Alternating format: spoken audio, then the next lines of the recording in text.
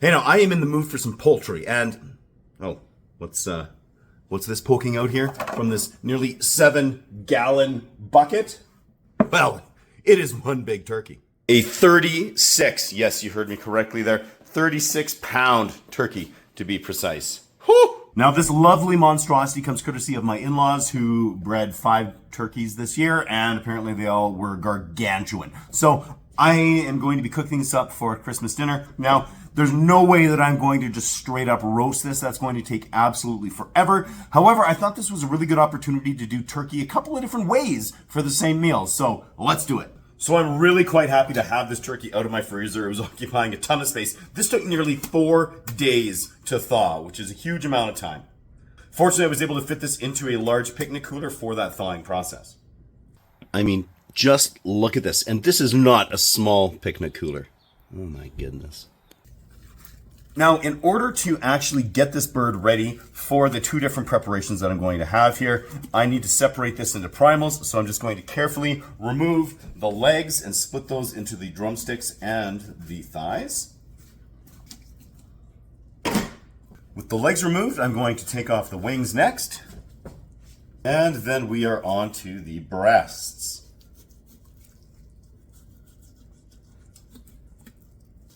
Whew. Now this carcass I'm just going to set aside and we can use that for stock for the gravy. Okay, so now I need to separate the thighs and the drumsticks.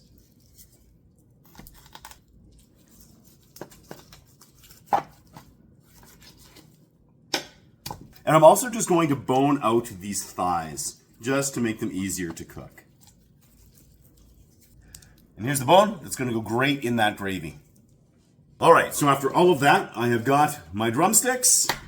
We've got some big old wings here, these boned out thighs, and then perhaps the largest breasts I have ever seen. These things are insanely huge. Fabulous. Okay, let's prep these. So now I'm going to be dry brining everything to help maximize the moisture and just deliciousness of all of this turkey. So what I'm going to do is I'm going to be portioning these out. Basically, it'll be the drumsticks, then I'll portion out the thighs, the wings, and I'll have each of those breasts in their own vacuum bag. Now for this, I'm going to be using kosher salt, and basically the rule of thumb that I'm going to be following here is 1 tablespoon of kosher salt for every 4 pounds of turkey. Now these 2 drumsticks come out to 4 pounds, so a tablespoon of salt for those, teaspoon of paprika, teaspoon of garlic powder, teaspoon of onion powder, teaspoon of dried thyme, and a heaping teaspoon of just raw brown sugar. This is essentially the same dry brine that I used in my Thanksgiving smoked turkey that I did, which was a huge success. We really, really loved that. So I'm going to be repeating that same process with the dry brine for this turkey.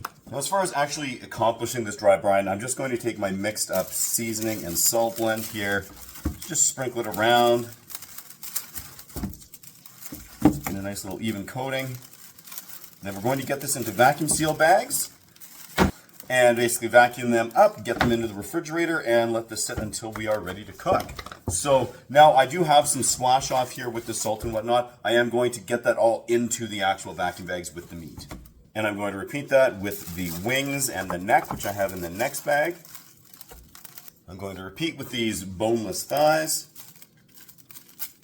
Now these breasts here were actually 6 pounds each, which is just ridiculous and unmanageable. So I did cut them both in half, just taking care to not mess up the little sort of tender part of the breast. So I have them separated. That'll make it a lot easier for both the sous vide and the smoking method.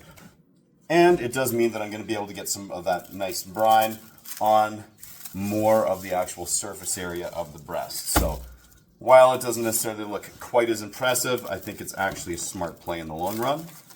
Here we are, all vacuum sealed up. So here is the plan. Now, what I'm going to do is both of the drumsticks, as well as one of the breasts, and the wings and the neck, I'm going to smoke. And what we have over here is the boneless thighs, as well as one of the other breasts. That is going to be cooked with my precision cooker sous vide, and then finishing off deep frying. Now these ones here, I did add some citrus. This is some leftover fruit from my sous vide citrus bitters recipe. Awesome if you like cocktails. And so I've got a bit of lemon, grapefruit, as well as lime in both of those bags, just for a little extra aromatics while it's cooking with the precision cooker. So now I'm just going to get these into the refrigerator and let them sit overnight. 24 hours later, we're ready to actually start cooking this meal. So I'm going to start off here with the turkey thighs, and they're going to be going in the precision cooker. And I have my Anova set at 150 degrees Fahrenheit or 65.5 degrees Celsius, and we're going to give those a couple of hours at that temperature. At this point, I'm dropping the temperature down to 145, and I'm going to find room to get this breast into here. Meanwhile, I have the Pit Boss 700 FB fired up here. I've got all of the smoked turkey sitting in here. I've got my meter plus probe in the largest of those breasts just to track some temperature, and I've got this set at 300 degrees Fahrenheit right now. After a couple of hours, I'm just checking in on these. These are looking deadly. Woo. Gorgeous. Gonna keep going. Now this turkey was actually cooking quicker than anticipated, so I did turn it down to 200 degrees Fahrenheit for probably about an hour and a half. But now we are almost done, and all of the turkey is practically ready. Getting pretty excited. So after 2.5 hours, with that breast being in there as well, now we're ready to pull it and get it into the deep fryer. All right, I got the oil in the turkey fryer nice and hot. It is time to do this thing.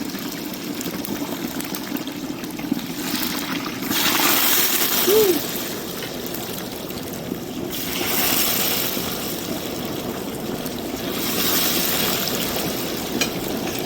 And our turkey on the smoker here is ready to go as well. So let's get this off. All right, so let's slice into some of the smoked turkey.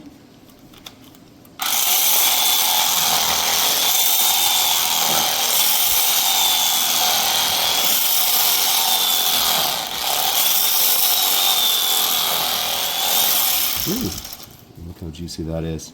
Beautiful. And let's do the deep fried one here.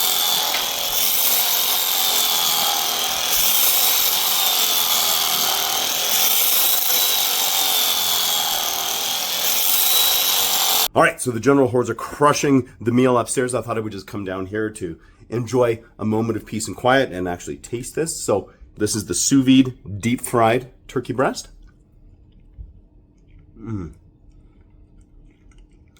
Delectably moist. I'm a dark meat guy, but when it comes to sous vide deep fried method, I'm a breast guy all the way. It's just delightful. Okay.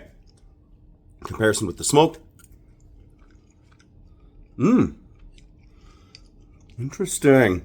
So the smoked is also incredibly moist. It's got that nice, from the applewood chips, or applewood pellets, it's got some of that nice smoky flavor.